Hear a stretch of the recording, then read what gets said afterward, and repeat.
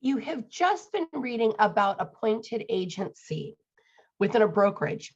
And what this does is, because all contracts belong to the broker, and because you as a salesperson cannot work independently unless you are underneath the managing supervision of a brokerage, we've got to be able to tie you, or link you rather, to the transaction or to these clients.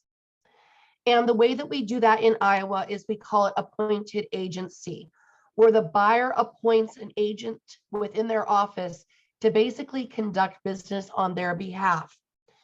That's what makes this allowable between the relationship of a broker and a salesperson.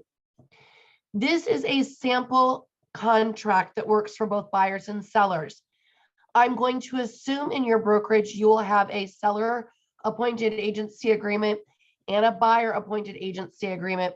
This is required by law that you use these, okay? That way everyone's clear on the transaction, who represents who. Now, this is one provided by the Iowa Association of Realtors through Forum Simplicity. But basically, you would name, are you working for a buyer or their name, the name of your brokerage. And then when it comes down here to appointed agent, with client's approval, broker appoints, blank, that's where you write your name.